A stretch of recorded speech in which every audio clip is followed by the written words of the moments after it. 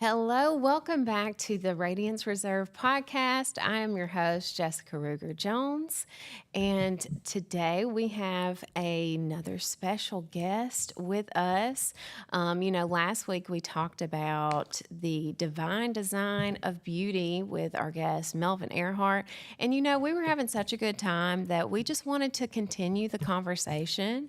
So, Melvin, welcome back to the podcast. Well, thank you very much. It's so great to have you here. And I actually have a secret, y'all.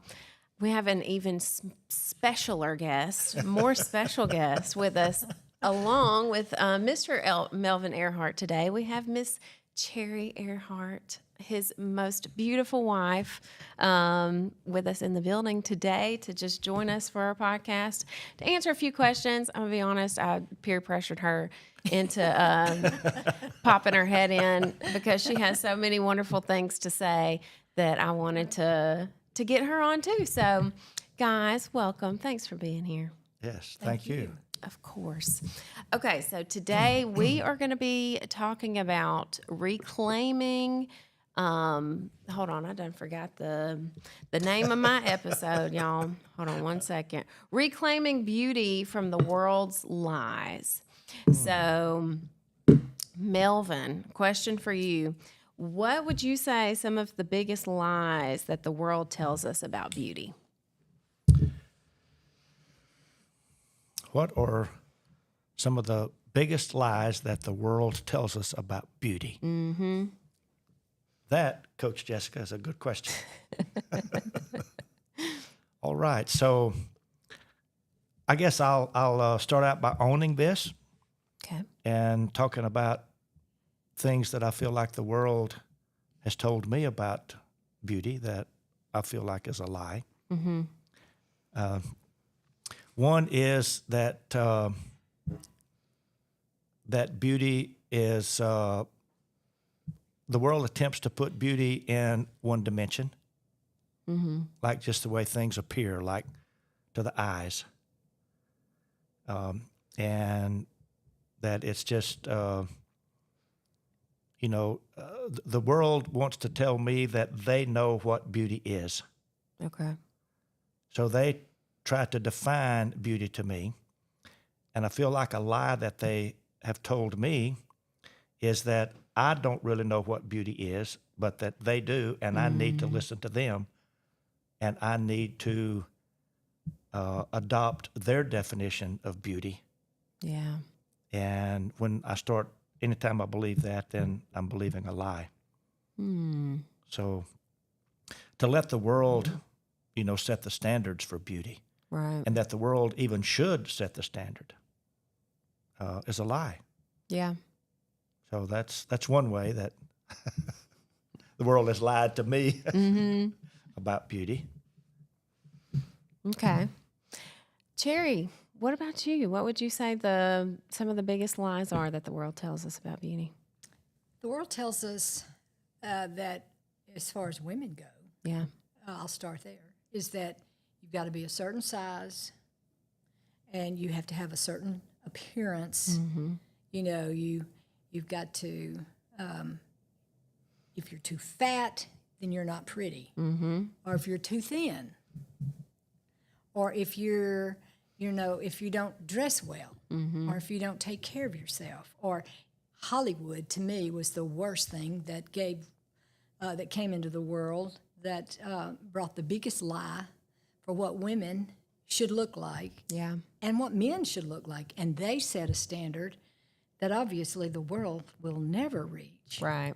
Like you've got to be muscular, or you've got to be sexy, or you've got to be this, kind of a figure, or you've got to be macho, and you've got to drink the right drinks. And I mean, just the social standards Right. that the world places on beauty, all of it's a lie. Yeah. It really is. And I know Melvin and you guys have talked about beauty is in the eye of the beholder, but beauty is also, it comes from within. So if I'm focused on what I look like out here, and I never develop my character, or I never develop And I'm going to go this far as even to say a relationship with Father God, and I'll never know who I am and what beauty he has given me. And it doesn't matter as much as how I look on the outside, but how I love myself, how he loves me, how he created me, for me to express that. And I do not have to believe the lie that the world puts out there, whether it's in magazines or TV or whatever.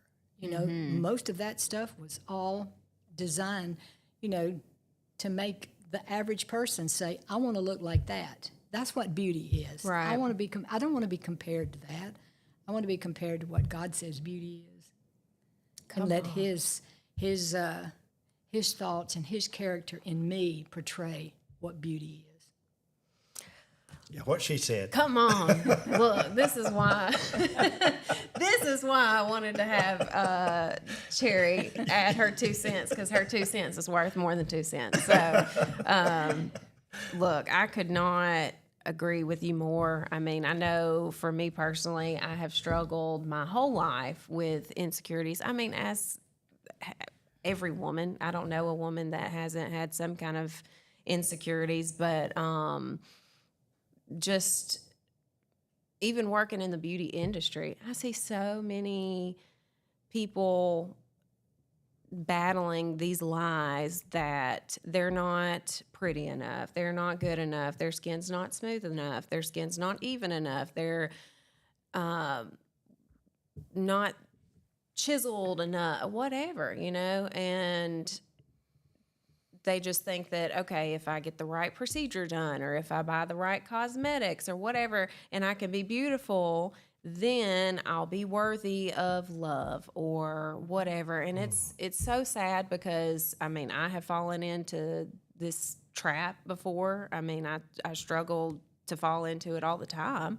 And I have to remind myself of the truth of what God actually says about me as a person, as an individual, about everybody around me, his creation, especially his daughters, and speak his words, the word of God, over myself whenever I am struggling with these insecurities and whenever these thoughts come in my head of, oh, I'm not pretty enough, or I look ugly today, or I'm fat, or whatever. No, like God says that I'm fearfully and wonderfully made, that he created me in his image, and that I am his daughter. And if I am any part of God and his family, then I would say that's probably at least a little bit beautiful.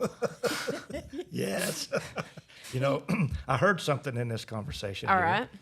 and that is that that beauty doesn't determine value, but value determines beauty. Say that again. Beauty does not determine value, but value determines beauty. Okay. That's what I was hearing you say. That we think, okay, there's this standard of beauty, and if I'm going to have value, I need to look like this or that. And the world sets that standard. And that's a lie that the world tells us. The world tells us that your value is determined by your beauty, how you look, how well you fit into this thing, this mold that you were talking about. Mm-hmm. But actually just the opposite of that is true, that our value, once we realize the value that God has placed within us,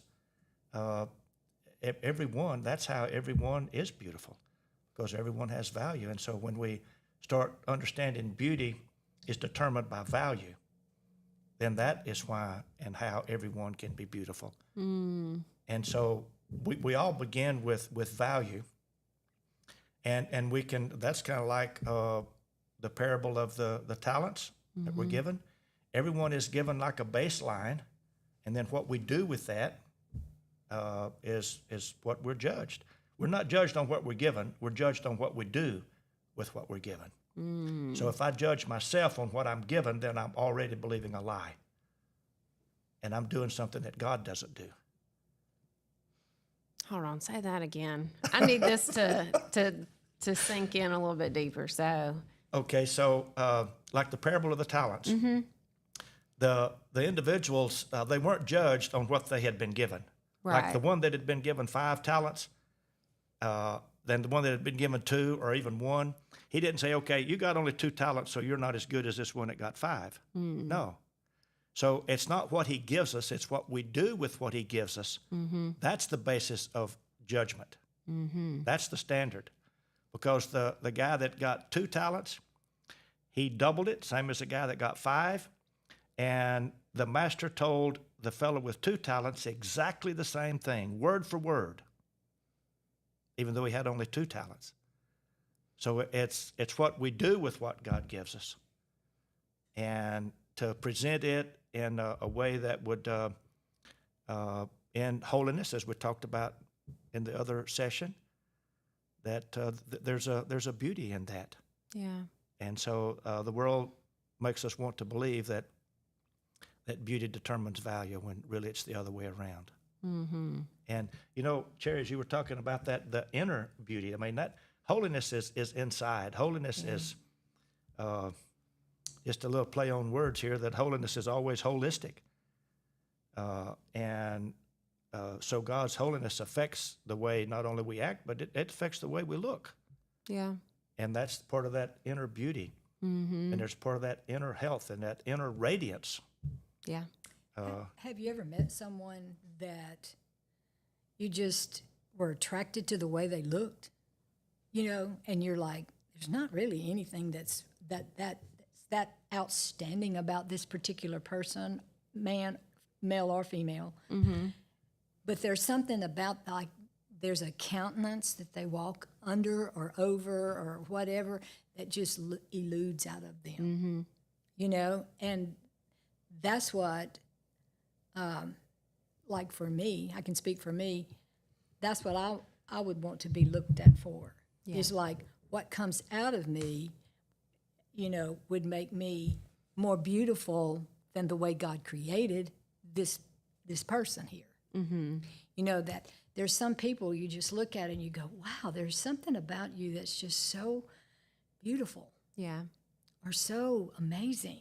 And then when you get to know that person, it's like it's what they have been putting into themselves, what they've been taking in, drinking, eating, not just food, but spirit food, the word, time with the Lord and time with worship. And those things actually, I think, enhance what God's given us to begin with. And so what we were born with, we can make it better by falling in love with Jesus and falling in love with the presence of God and falling in love with Him. And His presence upon us radiates the beauty of Himself and through us. And so that's what I like to look for in people. Yeah. So would you say that it's important to care for the outside of our temple along with the inside? Because I know some people would say that, like, obviously I don't subscribe to this view because it's my whole career, but like some people would say that it is just completely vain to do anything, wear makeup, skincare, anything like that. What's your thoughts on that? I say we can help God with however He's given us to help ourselves with. Like I am totally into helping myself stay healthy and look better. I've taken care of my skin since I was a young girl. My mother always told me, do this and do this so that, when you grow older, you won't look so old, I'm like, okay. And for some reason, I've just listened to that, And so, yes, I do things that help myself personally to stay healthy. And when you do that, and yes, I like looking better. I like adding a little, makeup and, I'm like for all of that, because one, I love to please my husband, Thank you. Thank you very much. I do. And I'm for it. I'm saying God gave us a brain. He didn't make us robots, to just stand and look like, some way or not some way.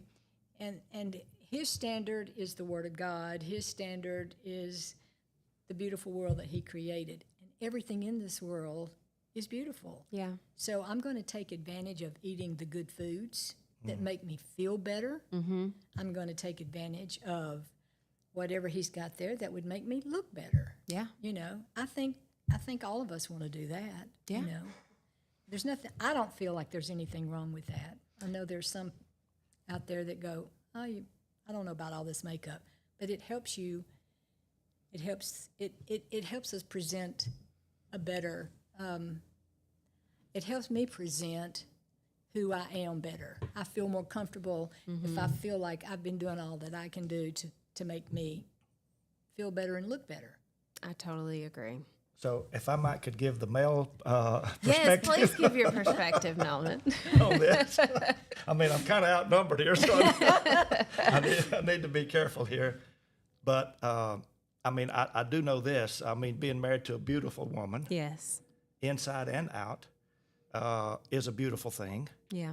But when she says about, doing everything that you can to portray and present the beauty that God has put within us, I mean, she does a lot of that. I mean, I've seen her whenever she realizes it's something that she'd been doing all her life, like eating some bad things. And then it was like, hey, this is not pretty. This ain't pretty. Disease is not pretty. No, it never is. And unhealthy Yeah. isn't pretty, but it is much less beautiful. Yeah. But she's done a lot, and very disciplined in a lot of ways. And so to take care of the inside as well as the outside, and she does a great job at all of that. And so it kind of reminds me of what Jesus told the Pharisees whenever he was talking about the things that God expected of us. And they just really wanted to put an emphasis on the way they looked and the way they appeared and all that. It's interesting that Jesus said, well, those things are important. I mean, what you do is important, but don't overlook the other parts of it. Don't overlook the unseen parts. Yeah. So I think that very part right there, that there are things that we can do, and it's the inner beauty and the outer beauty is like the two oars in the water, and if you're just rowing with one, you're just going in circles, and if you just quit that one and do the other one, you're going in the same circle in a different direction. But to really work on both of them would really be able to show God's creation and God's design. And about a lie also, I just thought about this. The world wants to tell us that youth is beautiful. Yeah. And, there's something that I would say attractive. I don't know that young is ever beautiful. Young is attractive. Okay. And young can be attractive. But beauty has so much more to it, and there's so much more texture and so many more things involved in true beauty. Yeah. And again, the world tells us that just the way you look, that's whether you're beautiful or not. But there's so much more that's involved. So I would say that I would disagree with the world. Young is not beautiful. It can be attractive, but old can be beautiful when we have taken care of what God gave us and we're wanting to, present that. Right. And I can't help but think that that God kind of likes to look at things that are beautiful. He created it. Yes, he created beauty and set the standards for it. So Absolutely. Going on something he said a minute ago about the talents. God gave 5 and 2 and then 1, and the one with 5 went and added to that. He put it in an interest-bearing, let's say, an account, and the one with the 2 did the same thing. And they added to what God had given them. See where I'm going? I see. So you add to where what God has given you by taking advantage of something that the earth and the world in its nature, the natural part of the world, can give me to, if I want to invest in how I look, God gave me these, then I want to invest in something that will keep his investment here looking good and feeling good longer. Yeah. And I've made an investment and doubled it. On what he gave me, I have doubled. The guy that went and hid his, the Lord was not happy with him. You didn't do anything. You just didn't do anything. Yeah. So therefore, I'm going to take what I gave you, and I'm going to give it to the one that I gave 5 to. Right. And so that's how I'm looking at beauty. You know what? I've never looked at it that way, but it's so true. I hadn't either till just now. Come You on, know what? Holy Spirit. Just hearing you say that makes me want to take a lap around this table. That's some good stuff. I mean, I was over here amening that. Yes. I tell people all the time at my business that I give people the opportunity to invest in having the best skin of their life, but I didn't look at it in that way of this is something that God has given to us to be a good steward of and to invest in ourselves and to add to the gift that he has given us. And it really is an investment, and you are showing God that you appreciate what he has given you. And it's not just good looks, but even just your health and the temple that he's given us. You're showing that you appreciate the gift that he's given us by adding to it and taking care of it. Exactly. And okay, again, from the man's perspective over here, we were talking about adding to it. If you add too much to what's there, to where what is really seen first is what you added, we say that doesn't look right. We can look at a woman that has too much makeup on, right? And it's like it may be hard to define, okay, when she gets this much, it's too much, but it's hard to define, but we know it when we see it. Right. Okay, so maybe the principle there is when I add more to what God has given me than when people just see more of what I did rather than what God did, it's too much. That's good. So, I mean, what do we say? We say it's gaudy. That's one word to describe it. And we say it's gosh awful, and we say that just looks sick. But then to have to have nothing, to add nothing to it is kind of like the guy that just had one, and he said, "Ooh, I don't want to mess this up, so I'm just gonna bury it." Yeah. I don't know. Maybe if you put on too much makeup, you're burying it. But yeah, I would say whatever it takes to really accent what God gave us. Right. And that's, I've never seen a woman that had too much makeup that I would call beautiful no matter how she looked. I mean, that's a bottom line. Wow. Yes. But when the right amount is added, and especially when it's multiplied by what's on the inside, that's a thing of beauty. Yeah. And it is attractive. Yes. And for the right reason. And if I could get maybe a little bit little different here, again, maybe a little bit philosophical here on this of what God gives us and wanting to add to it, that's part of the responsibility that we have, and again to make sure that we're in touch with Him. Lord, what would please you? Yeah. What pleases you with the way you've made me that I can be presented, and to whom am I presenting, and for what reason am I presenting? So beauty gets into different layers even of motive. Right. Because there's something there if it's something just to entice or to tempt.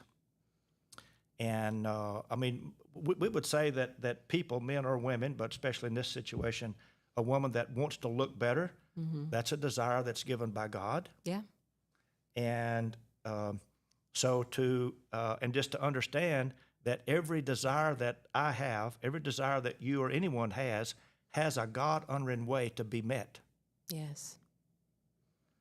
And it's just innate in every woman and every man to want to do better, feel better, and especially with women to look better. Right. So there's a God-honoring way for that need to be met. Amen. And that's why it's a great thing to have professionals, and especially professionals that are connected to the different layers Yeah. of beauty.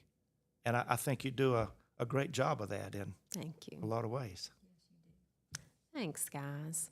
Look, I want to just keep going all night, but unfortunately, our time has come to an end this evening. But y'all, it was such an honor and a blessing to have you guys talk tonight.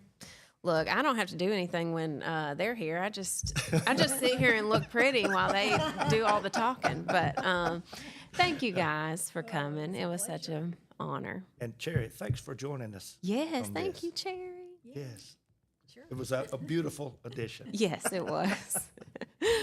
Well, guys, thank you so much for tuning in to the Radiance Reserve podcast. Be sure to check us out next week at the same time, and I will see you then. Thank you.